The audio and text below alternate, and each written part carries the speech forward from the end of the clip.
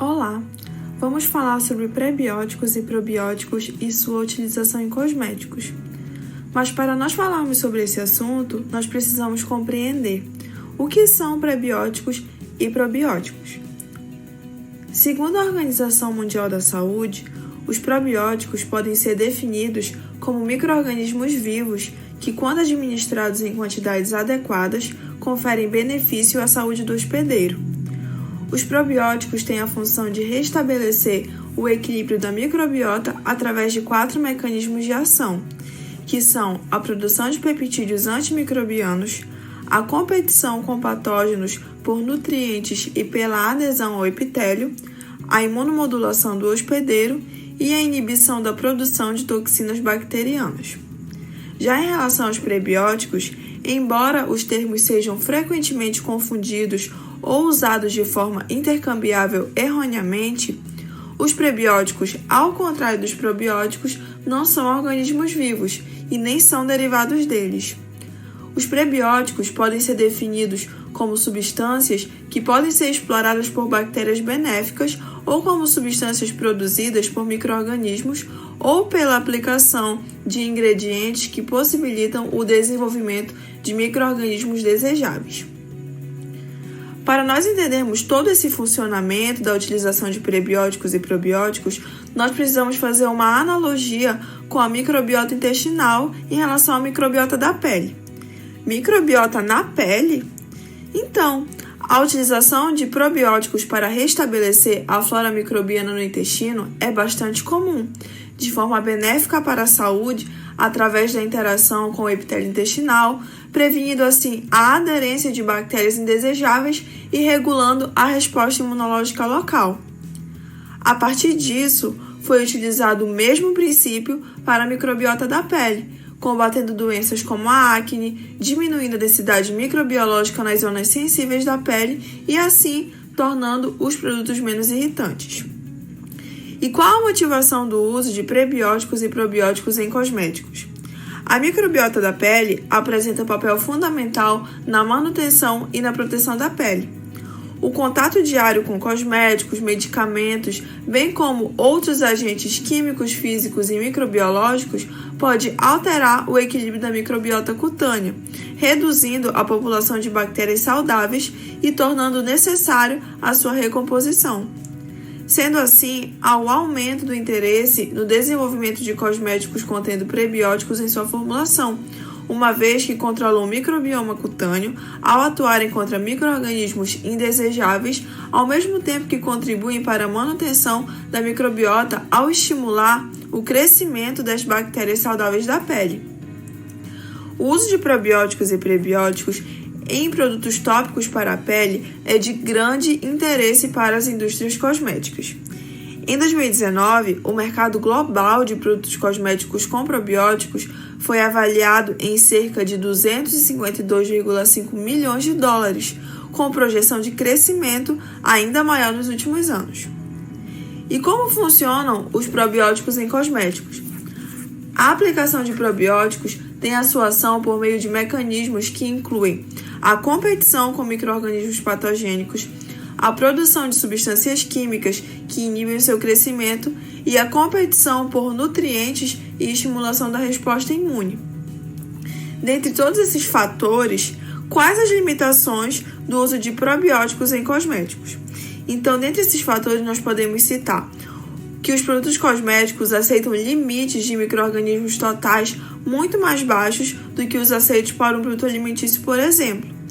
As formulações cosméticas possuem pelo menos um ou mais de um conservante antimicrobiano em sua lista de ingredientes, para evitar possíveis contaminações. A incorporação de micro-organismos possui maior complexidade no processo de fabricação e armazenamento.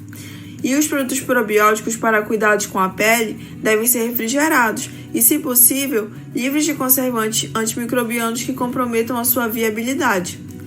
Para que um probiótico seja eficaz, é necessário, entre outras coisas, demonstrar a adesão de bactérias à pele e posterior colonização. E como funcionam os prebióticos em cosméticos?